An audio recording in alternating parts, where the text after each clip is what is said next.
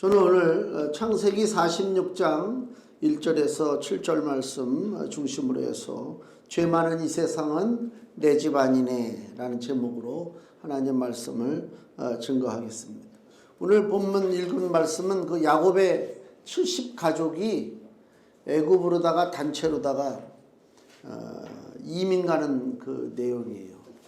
70명의 애굽 그 야곱의 식구들이죠. 쉬운 일이 아니죠. 여기 그 8절 이하 보면은 그 애굽으로 같이 내려간 야곱 가족의 이름들이 큰아들 루벤부터 시작해가지고 쭉 다 나오잖아요. 이 명부가 이름이 아주 자세히 기록되어 있잖아요.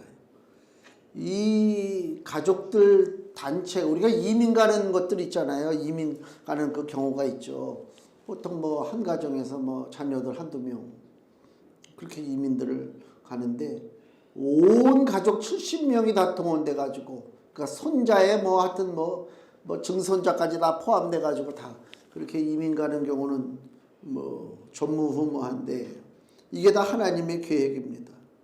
여기 본문에 3절 말씀, 하나님이 가라사대 나는 하나님이라 내 아비의 하나님이니 애굽으로 내려가기를 두려워 말라. 내가 거기서 너로 큰 민족을 이루게 하리라. 그 야곱의 70가족이 애굽으로 지금 이민을 가는 그 이민의 목적이 뭐냐? 큰 민족을 이루기 위해서 가는 것입니다. 당대에 출세하고 후대 자손들을 위해서 이민 가는 게 아니고 하나님의 나라를 이루기 위해서 이민을 간다. 지금은 야곱의 가족이 70명이죠. 굉장히 적어요. 부족도 안 되지 70명 갖고 뭘 합니까? 그죠?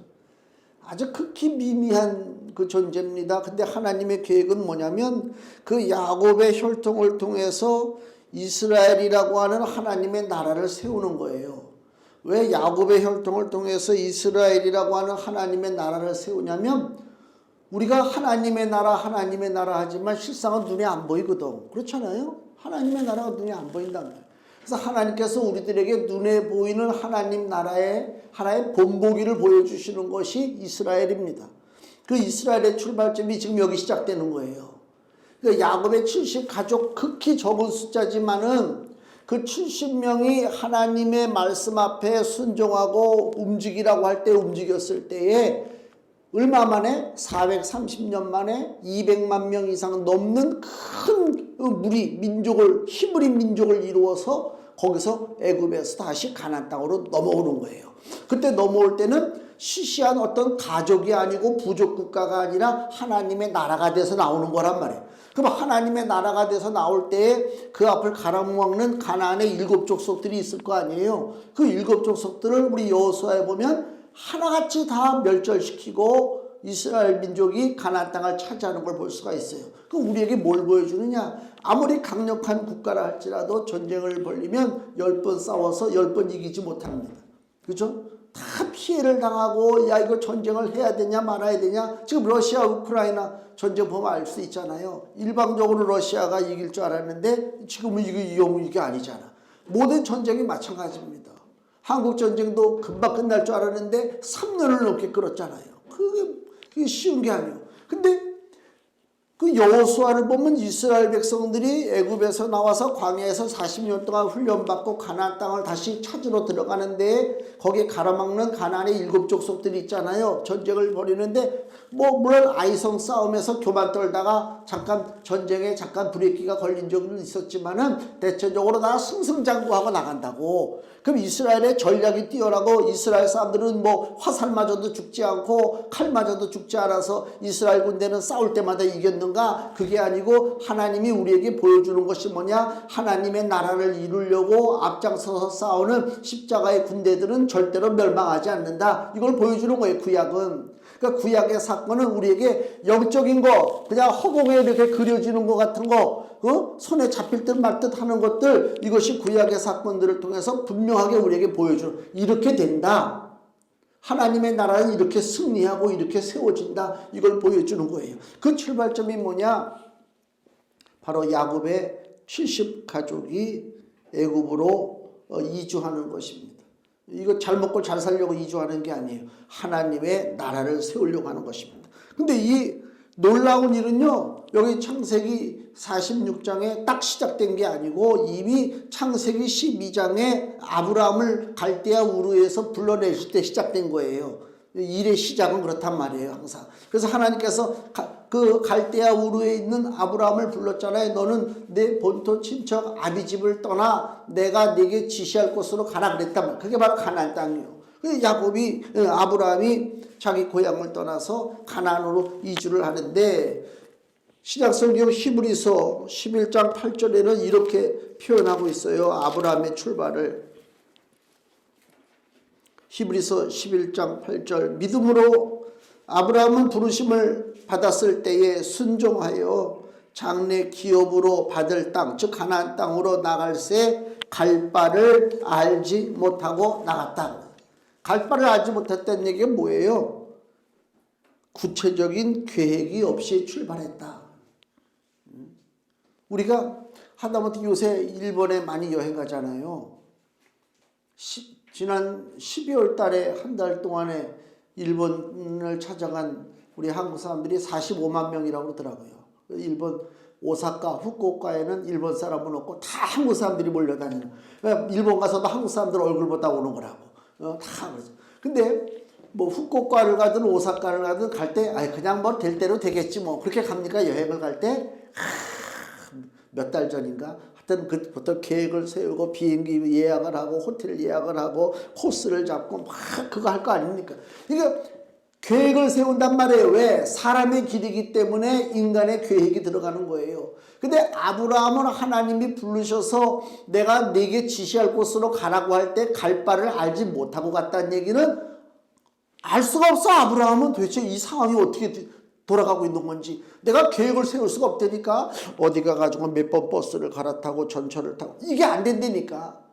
그러니까 갈 바를 알지 못하는 거예요. 다른 말로 하면 갈 바를 알지 못한다는 얘기는 하나님의 나라를 만드는 일에 사람의 계획이 무슨 영향을 줄 수 있겠느냐 그 얘기입니다.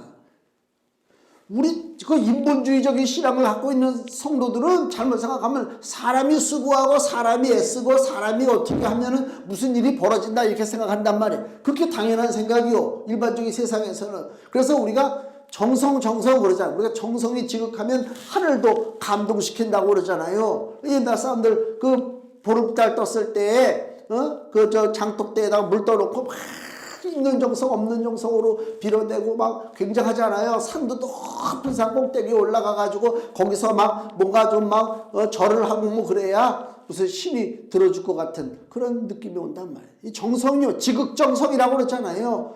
근데 우리 하나님 믿는 우리에게는 이건 좀 잘못된 얘기다. 우리가 지극정성 아니라 뭐라 한다 할지라도 하나님의 계획과 상관이 없다면 그것은 다 소용없는 짓이다 그 얘기요. 그렇지 않습니까?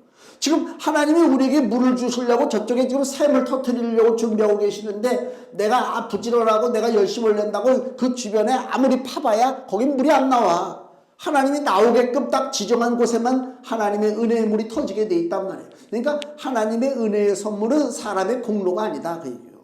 그러니까 우리가 잠깐만 착각을 한다니까요. 내가 애쓰면 돼. 그래서 그런 얘기들을 우리 많이 하잖아요. 무슨 그 과거에 지금도 그런 사람들이 많이 있다고 그러지만은 무슨 문제 있으면 금식기도 뭐 일주일 해. 그것도 안 되네. 그럼 금식기도 20일을 해. 뭐 이렇게 얘기해요. 안 되는 게 금식기도 하면은 막 될 것처럼 얘기하잖아요. 그럼 우리 하나님을 어떤 하나님으로 만들어요? 고약한 하나님으로 만든다니까. 왜? 사랑하는 자녀가 고통을 당하는데 너 그냥은 내가 너한테 복 줄 수 없어. 너 그러니까 21일 금식하고 40일도 한번 금식해봐. 그럼 내가 문제 해결해 줄게. 우리 부모가 그렇다면 어떡하겠어요? 아니 어머니, 아니 아버지, 내가 지금 이렇게 힘드는데 내가 도와달라면 날 조건 없이 도와주셔야 그게 부모의 사랑이잖아요. 그렇지 않습니까? 일반적으로. 근데 부모가 야 너 그렇게 하면 안 돼. 너 이렇게 해야 돼. 저렇게 해야 돼. 조건을 내걸어. 그럼 나중에 그게 뭐예요? 사랑이 아니라 계약 관계가 되는 거예요. 그냥 비즈니스 관계가 된다니까. 하나님은 우리를 그런 일적인 관계로 우리를 만나기를 원치 않습니다. 하나님이 자신의 아들 독생자 예수 그리스도를 이 땅에 보내주셨어요. 누구 때문에? 우리 때문에. 그 얘기는 우리를 더 사랑하신다는 얘기지. 우리를 더 사랑하시는데 이 귀한 자녀들이 고통 당할 때 하나님이 조건을 답니까? 아니요. 제가 올해 우리 저 주제가 뭐예요? 기도 동산을 아름답게 가꾸자. 그냥 막 일 다 때려치고 와서 기도하고 그런 의미가 아니라면 우리 삶의 공간에다 기도 동산을 만들어야 된단 말이에요. 교회에서만 열심히 내면 무슨 소용이 있어? 직장 나가면은 뭐 저런 사람이 다 있어. 이런 사람들이 있단 말이에요. 응? 교회에서는 아주 은혜롭고 교회에서는 점잖은데 세상에 나가니까 사람이 이상해. 그거 안 된단 말이에요. 그게 내가 있는 곳곳에 기도 동산을 만들어야 된다. 사람의 애쓰고 쓰고 한다고 일이 이루어질 것 같으면 하나님 믿을 일이 뭐가 있어? 응? 지극정성이 우리하고는 좀 안 맞아요. 그렇다고 해서 뭐 정성도 없이 준비도 없이 뭐 그런 의미가 아니잖아요. 하나님의 뜻이 가장 소중하다. 하나님의 뜻이. 그러니까 아브라함이 자기 고향을 떠나서 그 가나안 지역으로 갈 때 갈 바를 알지 못하고 갔다는 얘기는 내가 어떻게 준비할 수가 없어요. 너 준비 안 했으니까 한번 고생 좀 해봐. 그게 아니죠. 준비 안 했음에도 불구하고 하나님이 길을 인도해 주셨어요. 마찬가지로 야곱의 가족이 애굽에 들어가서 산지 430년 만에 모세의 인도함으로 이제 애굽에서 나왔어요. 이제 강력한 국가를 이루기 위해서 나왔단 말이에요. 200만 명 이상이 나왔어요. 나왔는데 나오기 전에 그들이 뭐 애굽에 있던 이스라엘 장로들이 모세와 같이 모여가지고 자 우리가 이제 200만 명 넘는 이 인구를 갖고 있는데 광야로 나가면 첫째 날 뭘 먹을 것이냐, 아침을 뭘 먹을 것이고 점심은 뭘 제공할 것이고 그 다음에 숙소 관계를 어떻게 할 것인가 그거 계획 세우지 않습니다. 교회에서 그 전에 교사 수련회 같은 거 하잖아요. 한 100명 정도 교사들, 주일학교 교사들 모여서 이제 여름에 수련회를 가면 그거 계획 세우라고 맨날 며칠을 저도 설치된 적이 있어요. 뭐 첫날 프로그램, 둘째 날 프로그램, 예산은 어떻게 집행하고 차표는 어떻게 동원되고 이거 보통 복잡한 게 아니거든. 조는 어떻게 짜야지 누구는 이 사람은 이쪽 조로 나는 저쪽 조는 싫고 이쪽 조만 좋다. 서로 자기끼리끼리 모이려고 그러거든. 그것도 잘못 짜놓으면요 또 와서 또 따지고 항의하고 야 이게 뭐 보통이 아니야. 200만 명에 넘는 이스라엘 민족들을 행진을 시켜야 되는데 택지를 쳐야 되는데 밥을 먹여야 되는데 물을 줘야 되는데 사람의 계획으로 됩니까? 그게 어림도 없는 소리지. 그러니까 애시당초 너무 어마어마하니까 이스라엘 민족이 다 손을 놔버린 거야. 그래서 하나님이 이끄시는 대로 낮에는 구름 기둥이요 밤에는 불 기둥으로 그 하나님의 뜻 가운데 움직이는 거예요. 광야에서 굶어 죽은 자가 있습니까? 광야에서 목말라 죽은 자가 있습니까? 아무도 없다니까. 죄 때문에 죽은 자는 있을지 몰라도 공급이 부족해서 죽은 자는 없다. 하나님의 나라를 이루는데 사람의 계획이 무슨 소용이 있으랴. 이게 신본주의요. 인본주의가 아주 그럴듯하죠. 사람이 우선이 되고 사람이 나서서 뭘 하고 그럴듯하죠. 그거는 세상 나라요. 우리 세상 나라 바라보고 사는 게 아닙니다. 하나님의 나라를 바라보고 사는 거지. 모든 가족이 다 이 야곱의 70가족이 움직여요. 다 움직여요. 아브라함의 가족도 다 움직이고 마치 노아 방주에 노아 8식구가 나는 저 방주 탄다 안 탄다 그거 안 따졌어요. 그냥 타는 거야. 같이 움직이는 거란 말이에요. 6.25 전쟁 중에 그 비극 중에 하나가 뭐냐? 전쟁 벌어져서 저 북쪽에서 피난 내려오는데 몇몇 사람은 재산 지키려고 안 내려온 사람이 있었어요. 돼지가 우리의 돼지가 있는데 우리가 집을 비우면 어떡하나? 저 돼지 때문에 난 피난 못 간다. 그래가지고 갈라쓴 사람들이 있다니까. 그게 이상한 가족 아닙니까? 이상한 가족. 얼마나 슬퍼요. 그러니까 가족이 같이 전체적으로 움직인다? 쉽지 않습니다. 우리 가족도 그 전에 아버지 계실 때도 그렇고 어디 식당 가서 밥 한번 먹으려면요 의견이 일치가 안 됩니다. 내가 지금도 생생한 게 저 만두전골이 맛있다고 해가지고 만두전골집을 간 적이 있어요. 딱 갔는데 인상이 달라져요. 우리 어머니가 인상이 달라지고요. 이게 무슨 사골 국물이냐 무슨 국물이냐. 이거 밥 먹기 전에 딱 그러니까요. 야 이건 뭐 그 다음에 또 내가 누구라고 안 그래. 뭐 만두를 안 좋아한대 애시당초. 그러지. 나는 거기 하도 좋다고 그래서 갔는데 그래갖고 먹은 사람 나도 안 먹었어요. 너무 속상해가지고 우리 아버지만 열심히 드셨어. 그랬던 기억이. 그 다음부터 그 집을 안 가. 그러다가 우리 목사님 몇 분하고 거길 갔더니 어우 너무 맛있다고 막 그러시더라고. 아니 다른 사람들한테는 맛있는 게 왜 우리 가족들은 맛이 없을까? 이게 되지도 않는데도 의견이 다 갈린다니까요. 그건 저만의 경험이 아닐 거예요. 다 그럴 거예요. 다 각각이라니까. 응? 그러니까 이 가족 전체가 단합해서 움직인다? 이게 쉽지가 않습니다. 이게 하나님의 은혜가 없이는 이렇게 움직여질 수가 없다. 자, 그래서 아브라함이 첫 번째 창세기 12장에 갈대아 우르에서 가나안을 향해서 출발했습니다. 그로부터 4대 아브라함의 증손자 요셉 이야기가 나와요. 창세기 후반부에 보면 요셉, 야곱의 아들, 야곱이 사랑하는 아들 요셉이 나오잖아요. 요셉은 우리가 흔히 꿈을 꾸는 자다 그래요. 요셉이 무슨 꿈을 꿔요? 자기 형들한테 꿈 얘기를 하는데 들판에서 곡식단을 묶는데 형들의 곡식단이 삥 둘러서서 자기의 곡식단 이렇게 묶은 거 거기다 대고 곡식단들이 절을 하더래. 그러니까 형들은 나한테 절한다 그 얘기예요. 그러니까 형들이 기분 나쁘지. 거기서 끝난 게 아니고 또 자기 아버지도 있는 데서 하는 소리가 자기가 꿈을 꿨는데 해와 달과 11별, 해와 달은 어머니 아버지를 상징하고 11별은 형제들을 얘기하잖아요.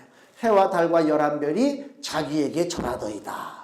그러니까 아버지 야곱이 그 요셉의 꿈 얘기를 듣고 화를 내요. 이놈 자식이 나하고 우리 집사람이 그래 너한테 그래 엎드려 절한다는 얘기냐? 막 이래 얘기하지만 성경에 보니까 마음에 담았더라. 저놈이 무슨 꿈이 있구나. 으뜸이 되려고 하는 꿈이 있구나. 요셉이 그랬단 말이에요. 왜 그런 꿈이 요셉에게 주어졌겠어요? 하나님이 요셉에게 책임감을 주는 거예요. 네가 이 가정의 호주야 지금. 네가 비록 거진 막내, 밑에 물론 베냐민이라고 하는 어린 동생이 있었지만 너 막내 노릇하면 안 돼. 너는 이스라엘 나라를 이루기 위한 하나님의 도구로 쓰임받아야 할 존재야. 그래서 너는 으뜸돼야 돼. 그러니까 곡식단이 와서 절하고 해와 달과 11별이 와서 절하는 거예요.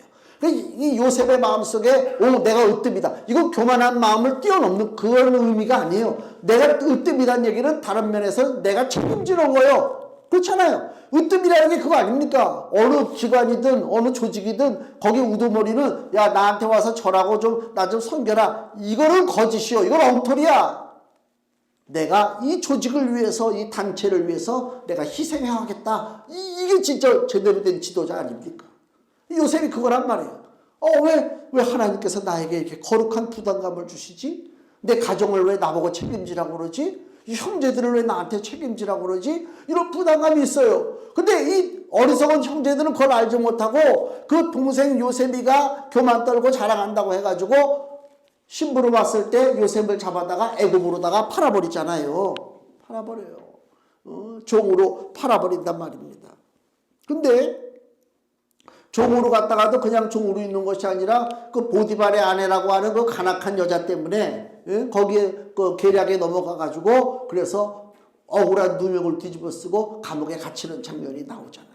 그래서 창세기 39장에 보면 이런 말씀이 나와요. 창세기 39장 23절. 창세기 39장 23절. 지금 요셉이 누명을 쓰고 감옥에 갇혔단 말이에요. 여기 23절. 전옥은 여기 우리가 이게 감옥의 우두머리죠. 관리가 전옥은 그의 손에 즉 요셉의 손에 맡긴 것을 무엇이든지 돌아보지 아니하였으니 이는 여호와께서 요셉과 함께 하심이라. 여호와께서 그의 범사에 형통케 하셨더라. 하나님이 요셉과 함께 하셨대요. 그 하나님이 요셉에게 형통을 주셨대요. 그러면 우리 생각에는 하나님이 요셉과 함께하고 요셉에게 형통을 줬으면 빨리 억울한 누명이 벗겨지고 감옥에서 나와야 되는 거 아닙니까? 그죠? 근데 그게 아니라니까. 그로부터 2년 이상을 요셉이가 감옥에 계속 있어요. 근데 왜 그 감옥에 억울하게 갇혀있는 요셉을 하나님은 그의 범사에 형통케 했다라고 하는 표현을 하느냐? 뭐가 도대체 형통한 것이냐? 우리가 세상적으로 잘 나가는 게 형통이 아니요. 좋은데 들어가서 좋은 직장에서 돈 많이 벌고 좋은 환경 속에서 살고 이게 형통한 게 아니라니까. 그건 세상 사람들이 바라보는 성공이요. 믿음으로 바라보는 관점은 그게 형통한 것이 아니라 하나님의 뜻을 이루는데 내가 얼마나 순종하고 나가고 있느냐 이게 중요한 것입니다. 나는 자꾸만 왼쪽으로 가려고 한다니까, 예를 들어서. 근데 하나님의 뜻은 오른쪽이요. 그럼 나는 왼쪽으로 가려고 할 때 하나님이 나를 어떻게 해요? 자꾸만 가로막겠지. 야, 너 왼쪽으로 가면 안 돼. 너 오른쪽으로 가야 돼. 근데 나는 그걸 잘 알지를 못해. 영이 둔감해서 하나님의 뜻을 분별하지 못해. 그러니까 내 길이 자꾸만 막히는 것 같아. 답답해. 하나님, 나 이렇게 좀 가야 되는데요. 남들도 다 이렇게 가는데 왜 나는 이렇게 못 갑니까? 나 예수 믿는 사람이고 기도하는 사람인데 왜 나는 형통하게 못합니까? 하나님 앞에 부르짖지만 하나님의 뜻은 뭐라고 해? 예, 네가 갈 길은 왼쪽 그 길이 아니라 오른쪽 좁은 길이요 생명의 길이다. 그거요. 근데 이 길을 우리가 못 찾는다니까요. 그냥은 못 찾아요. 그래서 고난이 오고 어려움이 오는 거예요. 요셉도 마찬가지입니다. 으뜸이 돼야 되는데 그냥 뭐 공부한다고 으뜸 되는 것도 아니고 뭐 노력한다고 으뜸이 되는 게 아니란 말이에요. 하나님의 뜻 가운데 으뜸이 돼야 되는데 도저히 인간의 방법으로는 이룰 수가 없어요. 그래서 하나님께서 요셉을 감옥에다 집어넣었어요. 감옥에 집어넣어서 감옥에서 뭐를 해요? 꿈을 해석을 잘하는 사람으로 소문나게 만들어. 그러니까 애굽에 잡혀왔던 관원들 꿈 해석을 잘해줘서 누구는 풀려나고 누구는 죽임을 당하고 이게 소문이 나. 얼마 후에 애굽의 바로 왕이 꿈을 꿨는데 흉측한 꿈을 꿨는, 이 흉측한 꿈을 해석해 줄 사람이 없어. 그때 마치 그때 그 요셉의 꿈 해석을 통해서 석방된 그 관원이 2년 전에 감옥에 히브리에서 붙잡혀온 그 청년이 있었는데 그 청년이 꿈 해석을 그렇게 잘하더이다. 그래? 빨리 데려와라. 그리고 요셉을 감옥에서 데려와요. 왕 앞에 세워요. 왕이 네가 내 꿈을 알 수 있느냐? 다 해석을 해주잖아요. 그래서 왕이 그때 요셉을 애굽의 총리로 만들죠. 이게 하나님의 뜻이요. 이민을 가야 되는데 아무 근거도 없는데 내가 예를 들어서 어디가 근거가 없다고 해야 그럴듯한가? 노르웨이 정도 돼야 되나? 요새 뭐 미국, 영국 이런 데 많으니까. 덴마크 같은데 거기를 이민 가야 되는데 아무도 없어. 아는 사람도. 이게 쉽습니까? 뭔가 누가 거기서 자리를 잡고 날 끌어줘야 될 거 아니에요. 그런데 자리를 잡은 사람 보니까 자기도 먹고 살기 바빠. 나를 어떻게 끌어줘야? 아이고야 관둬라야. 그러지. 마찬가지죠. 이스라엘 야곱의 70가족이 지금 애굽으로 이민을 가야 되는데 누가 먼저 가요? 요셉을 먼저 보내신 거예요, 하나님이. 근데 요셉을 보냈는데 시시하게 그냥 타민족으로 이방인으로 가서 눈치 보고 사는 존재가 아니라 야곱 그 요셉이가 애굽에 뭐가 됐다고요? 총리가 된 거 아닙니까? 얼마나 힘이 좋아. 그러니까 여기 우리 오늘 본문 읽었지만 야곱의 가족들이 애굽으로다가 이주할 때 막 수레를 보내잖아요. 교통편을 제공한다니까. 그 정도가 돼야 좀 믿고 가는 거지. 하나님이 그렇게 일하신다니까요. 얼마나 감사해요. 그래서 요셉이 고통당하고 어려운 일을 당했지만은 하나님의 놀라운 뜻 가운데 형통의 축복을 받아서, 더 쉽게 얘기하면 우리들이 현실의 삶 속에서 내 상황이 어렵다, 좀 비비 꼬인 것 같고 좀 속상한 것 같고 그거 아무것도 아니에요. 하나님 시각에서 봤을 때 내가 믿음의 중심을 잡고 살아간다면 내 앞길에 누가 회방을 놓던 어려움이 있든 그 길도 다 형통한 길인 줄로 믿습니다. 하나님의 뜻이란 말이에요. 그걸 감사하고 하는 거예요. 그래서 이 야곱의 가족들이 오랫동안 살았던 곳을 버리고 정든 곳을 이제 떠나는 것입니다. 근데 야곱의 가족이 70명이나 되는 가족이 떠나는 것도 또 마찬가지요. 이민을 갈 때 그냥 가는 사람이 어딨어. 뭔가 사건이 있고 결단이 있고 문제가 있고 그래야 결단하고 움직이죠. 야곱의 70명의 가족도 그냥 못 갑니다. 사는 곳이 좋은데 정들었는데 그래서 가나안 지역에 극심한 흉년이 와요. 먹고 살 일이 없어. 굶어 죽게 생겼어. 그래서 눈이 얼로 열려요. 어디에 가면 먹을 것이 많다더라. 애굽에 가면 많다더라. 근데 애굽의 총리가 누군가? 아직은 자기 자식인 줄 몰라, 야곱이. 나중에서야 그 애굽의 지혜롭다고 하는 그 총리가 바로 내가 죽은 줄 알았던 내 아들 요셉이구나 발견하는 거 아닙니까? 하나님의 놀라우신 역사하심으로 야곱의 가족들이 기쁨으로 가는 거예요. 야곱의 가족들이 주저하지 않고 애굽으로 이주했습니다. 그렇다고 해서 그들이 가는 그 애굽이 그들의 진정한 고향이 될 수는 없어요. 애굽에 사는 야곱의 가족 70명이 아무리 대우를 잘 받고 산다 할지라도 그들은 그 땅에서 나그네일 수밖에 없다. 이방인일 수밖에 없다, 그 얘기입니다. 분명한 사실이잖아요. 성도들도 마찬가지입니다. 이 세상에서 우리가 살고 있지만 실상은 이 세상에서 우리는 나그네요. 이 세상에서 우리는 이방인이라 그 얘기입니다. 궁극적으로 이스라엘이 돌아가야 할 때가 어디라고요? 하나님의 백성들이 가나안 땅입니다. 하나님 나라입니다. 우리도 마찬가지입니다. 이 땅이 우리의 집이 아니라니까요. 우리 집이 아닙니다. 아무 소용없어요. 궁극적으로 내가 가야 할 곳이 뭐냐? 오늘 우리 제목이 뭐라고요? 죄 많은 이 세상은 내 집 아니네. 이 복음성가의 이 노래잖아요. 복음성가. 이 마찬가지요. 죄 많은 이 세상은 내 집 아니라니까 나는 이 세상에 정들 수 없도다. 그게 입으로만 발려서 그냥 뭐 부르기 좋으라고 감동해서 부르는 노래가 아니라 그걸 우리가 깨달아야 돼요. 세상이 아무리 좋아 보여도 우리가 영원히 살 것은 아닙니다. 나그네는 고향을 찾아가야 됩니다. 금주 말씀 보세요. 베드로전서 2장 11절 같이 읽습니다. 사랑하는 자들아 나그네와 횡인 같은 너희를 권하노니 영혼을 거스려 싸우는 육체의 정욕을 제어하라. 아멘. 여기 보면 우리를 뭐라고 불러요? 사랑하는 자들아 나그네와 횡인 같은 너희 그러잖아요. 우리는 나그네와 횡인입니다. 그래서 영혼을 거스려 싸우는 육체의 정욕을 제어하라. 더 쉽게 얘기하면 육체의 옷을 입고 살지 말라. 육체의 옷이 뭐예요? 썩어질 것, 탐욕, 무슨 부귀, 자랑, 교만, 시기, 이게 다 육체의 옷이요. 이 땅에 사는 사람들이 다 입고 있는 옷이요. 서로 싸우는 거예요. 서로 만났을 때 얼굴은 웃고 있지만 속은 땀만 붓고 있단 말이 위선적이고, 이런 육체의 옷을 벗어버리고 무슨 옷? 영혼의 옷을 입어야 된다는 것입니다. 기도하세요. 말씀 보세요. 믿음을 가지세요. 주님을 사랑하시고 예수님의 이름을 부르세요. 그게 영혼의 옷을 입는 것입니다. 그럴 때 하나님의 도우심이 우리 가운데 온다 이것입니다. 본문에 오늘 7절 말씀 보면요, 이와 같이 야곱이 그 아들들과 손자들과 딸들과 손녀들 곧 그 모든 자손을 데리고 애굽으로 갔더라. 모든 가족들 한 사람도 이탈자가 없어요.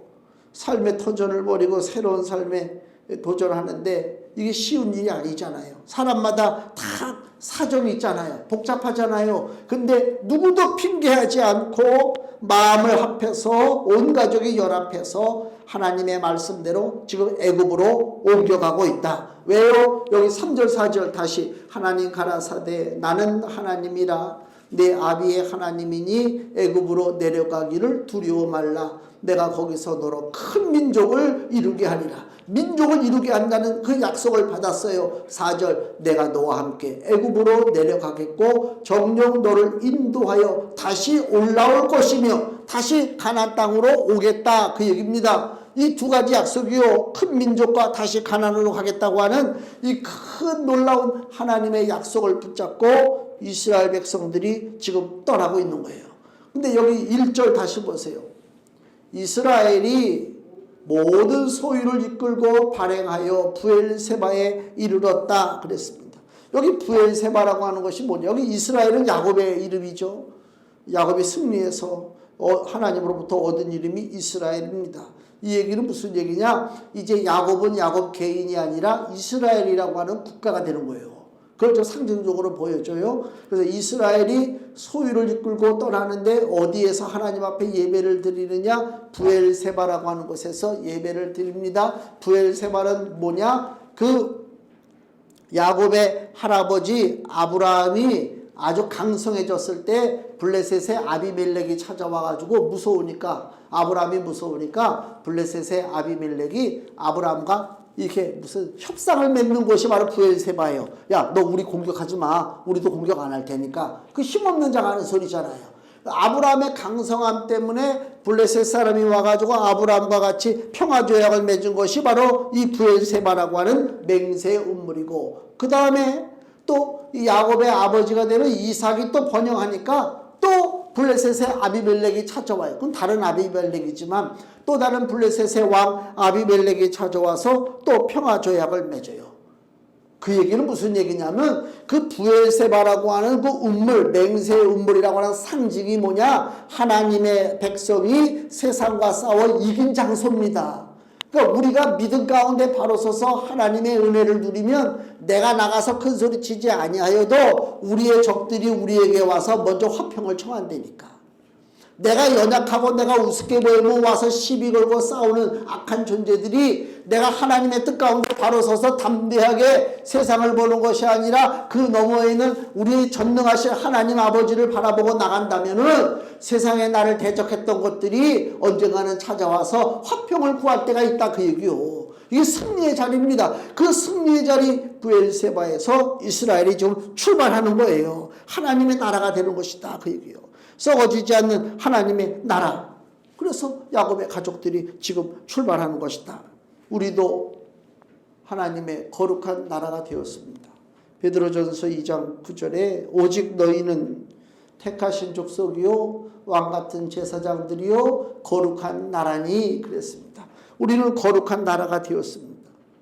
그래서 애국과 같은 세상에 살고 있지만은 내가 속한 소속이 거룩한 하나님의 나라라고 하는 사실을 굳게 믿고 하나님의 도우심이 나와 함께 하신다. 하나님이 나와 동행하신다라고 하는 사실을 내가 믿어야 되는 것입니다. 그래서 매일매일 내가 눈을 떴을 때 우리의 신체는 잠깐만 이 사이클이 달라져요. 기분이 달라진다니까. 아침에 눈을 떴는데 이 미세먼지가 가득하고 날씨가 흐리면 나도 다운이 되잖아요. 또 해가 쨍쨍 내려치고 하늘이 푸르면 나도 기분이 업되잖아요. 우리 신앙의 자세는 그게 아니요. 뭐 미세먼지가 오든 날씨가 흐리든 뭐 춥든 간에 내 육체의 기분으로 오늘 하루를 사는 것이 아니라 나는 오늘 하루를 어떤 마음으로 사느냐 육체와 상관없이 영적인 능력으로 산단 말이에요. 영적. 나는 하나님의 나라요 하나님께서 나와 동행하고 계시다라고 하는 그런 소망을 가지고 담대하게 기뻐하면서 살 수 있는 것, 이게 바로 믿음의 자손 하나님의 자녀들의 삶이 이루어져야 된다 그 얘기입니다. 그래서 그때 상태에 따라서 기분이 좋았다가 기분이 나빴다가 저 같은 경우는 머리카락이 힘이 빠졌다가 저거 하면 머리카락이 막 위로 솟았다가 막 그래요. 이 리듬이 그렇다니까. 그 리듬으로 사는 게 아니요. 우리는 믿음으로 삽니다. 우리는 영적인 존재입니다. 우리 거룩한 나라의 백성입니다. 그 믿음을 가지시고 2월 한 달도 죄 많은 이 세상이 내 집 아니다라고 하는 분명한 하나님의 메시지를 마음에 담아두고 하나님의 나라를 바라보고 이 땅에 시시한 것들 다 물리치고 믿음으로 승리하는 하나님의 자녀가 되시기를 예수님의 이름으로 축원을 드립니다. 기도하겠습니다.